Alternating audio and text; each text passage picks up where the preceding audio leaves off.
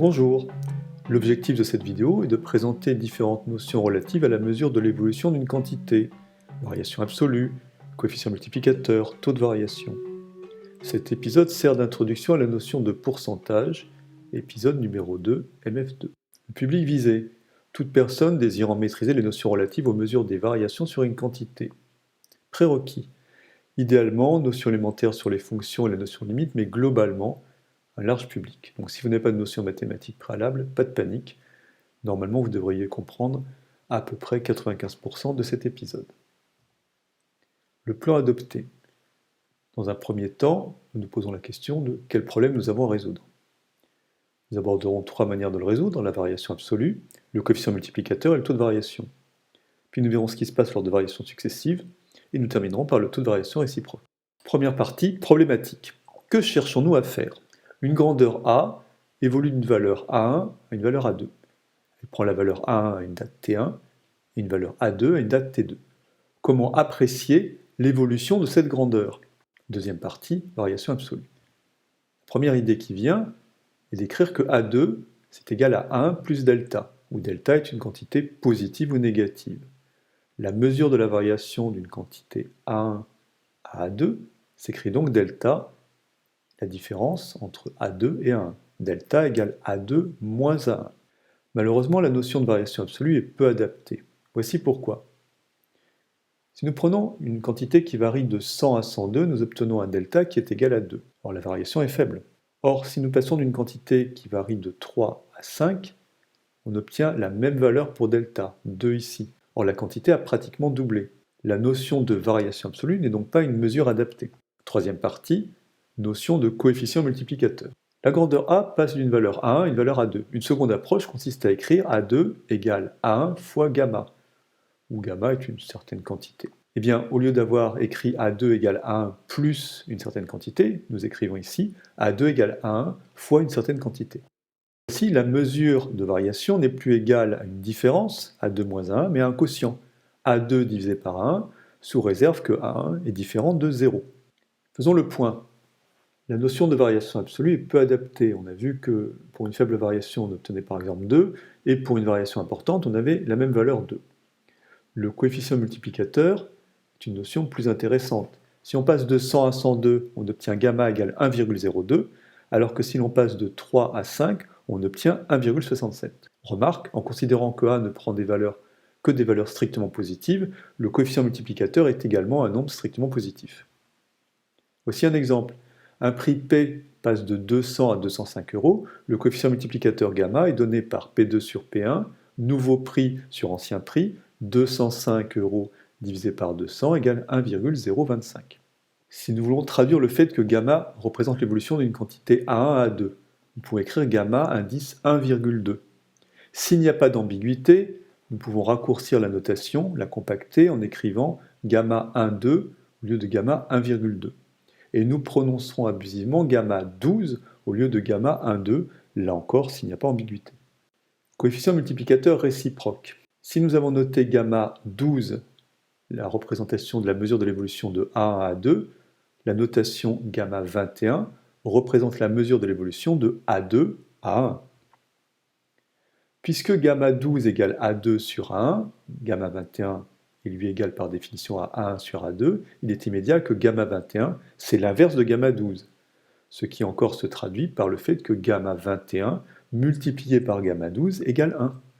Si une grandeur subit plusieurs variations, elle passe par exemple de A1 à A2, de A2 à A3 et de A3 à A4, aux instants T1, T2, T3 et T4. À ce moment-là, par définition, gamma 12 c'est A2 sur A1, gamma 23 c'est A3 sur A2, gamma 34 c'est A4 sur A3. Et gamma 14, qui traduit l'évolution de la quantité A1 à sa valeur A4, eh bien c'est A4 sur A1. En remplaçant par les valeurs, nous obtenons gamma 14 égale gamma 12, que multiplie gamma 23, que multiplie gamma 34. Autrement dit, pour traduire l'évolution successive d'une quantité, on multiplie entre eux les différentes valeurs des coefficients multiplicateurs. Quatrième partie, taux de variation. Faisons le point. Jusqu'à présent, nous avons introduit deux notions, la notion de variation absolue et la notion de coefficient multiplicateur. nous avons vu que la notion de variation absolue n'était pas très adaptée et qu'il valait mieux utiliser la notion de coefficient multiplicateur. Mais la notion de coefficient multiplicateur présente un petit défaut, c'est que lorsqu'une quantité ne bouge pas, on avait l'avantage avec la variation absolue d'avoir une valeur qui était égale à 0. Or ici, une quantité ne bouge pas, on a une valeur qui est égale à 1, ce qui est moins pratique. On voudrait retrouver cette souplesse du 0 quand une quantité ne bouge pas. Et bien pour ce faire, nous introduisons une nouvelle notion, la notion de taux de variation, en posant taux, la lettre grecque taux, égale à gamma moins 1. Par définition, taux 12 égale gamma 12 moins 1, ce qui peut encore s'écrire A2 sur A1 moins 1, ce qui peut encore s'écrire A2 moins 1 sur A1. C'est la raison pour laquelle on parle également d'accroissement relatif, comme synonyme de taux de variation. La nouvelle valeur moins la valeur précédente, le tout divisé par la valeur précédente. Voici quelques exemples de taux de variation. Une quantité évolue de la valeur 200 à 201, son taux de variation est donc égal à nouvelle valeur moins ancienne valeur sur ancienne valeur, 201 moins 200 sur 200. Second exemple, une quantité évolue de la valeur 4 à la valeur 5, son taux de variation est donc égal à 5 moins 4 divisé par 4, ce qui donne 0,25. Maintenant que nous avons introduit la notion de taux de variation, il est intéressant de regarder entre quelles valeurs ce taux de variation évolue. Alors, par définition, le taux de variation est nul si une quantité n'évolue pas. Par exemple, une quantité passe de la valeur 200 à la valeur 200, autrement dit, il reste la même. Son taux de variation, c'est 200 moins 200 sur 200, ça fait 0. Si par contre une quantité augmente fortement, par exemple, elle passe de la valeur 10 à la valeur 10 000, à ce moment-là, son taux de variation est donné par 10 000 moins 10 sur 10, ce qui donne ici 999. Mais attention, si une quantité diminue fortement, par exemple, elle valait 10 000 et elle passe à 10, son taux de variation, c'est 10 moins 10 000 sur 10 000, ce qui est une valeur proche de moins 1. Voici un point très important à retenir. Si une quantité n'évolue pas, son taux de variation est égal à 0. Si une quantité augmente, son taux de variation évolue entre les valeurs 0 et plus l'infini. Par contre, si une quantité diminue, son taux de variation évolue entre 0 et moins 1. Plus la quantité diminue, plus le taux de variation tend vers moins 1 et non pas vers moins l'infini. Pour bien enfoncer le clou, voici la même chose dit autrement. Si A diminue, taux prend ses valeurs dans l'intervalle ouvert moins 1, 0. Si une quantité A reste constante, taux est égal à 0. Et si une quantité A augmente, son taux de variation prend ses valeurs dans l'intervalle ouvert 0 plus l'infini. Cinquième partie, variation successive. Alors, par définition, s'il y a juste deux valeurs, le taux d'évolution pour aller de la quantité A, qui évolue entre les valeurs A1 et A2, est égal à A2 moins A1 sur A1, ce qui veut encore dire que A2 est égal à A1 que multiplie 1 plus taux 12. Si maintenant la quantité A prend trois valeurs successives aux instants T1, T2 et T3, elle prend les valeurs A1, A2 et A3. On a A2 égale 1 plus taux 12 A1 et A3 égale 1 plus taux 23 A2. Donc A3, c'est égal à 1 plus taux 23, plus, on remplace par la partie bleue, 1 plus taux 12 A1. Conclusion, le taux de variation résultant lors d'évolutions successives se traduit par la multiplication des taux de variation élémentaires entre chaque pas d'évolution. Sixième et dernière partie, taux de variation réciproque. Par définition, taux 12 égale A2 moins 1 sur A1. Autrement dit, taux 12 égale A2 sur 1 moins 1. Ce qui peut encore s'écrire 1 plus taux 12 égale A2 sur A1. En prenant l'inverse, nous obtenons 1 sur 1 plus taux 12 égale A1 sur A2. Alors par définition, la réciproque de taux 12, c'est taux 21 égale A1 moins A2 sur A2.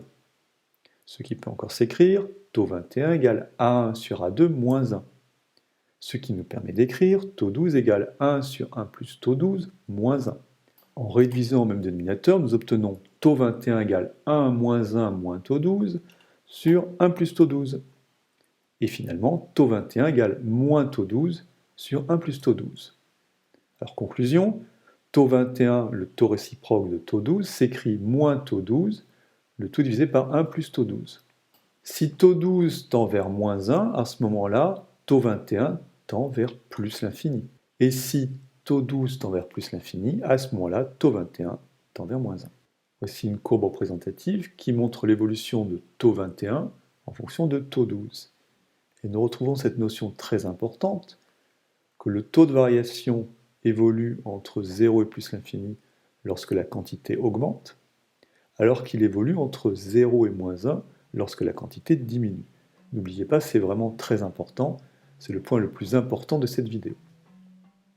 Si vous avez aimé cette vidéo, vous pouvez m'encourager en vous abonnant à la chaîne si ce n'est pas déjà fait, en mettant un pouce vers le haut sur cette vidéo, en la partageant sur les réseaux sociaux, en la faisant connaître. Et vous pouvez aussi m'aider financièrement sur Tipeee. Merci, à bientôt, en attendant le prochain épisode de la série Maths et Finances.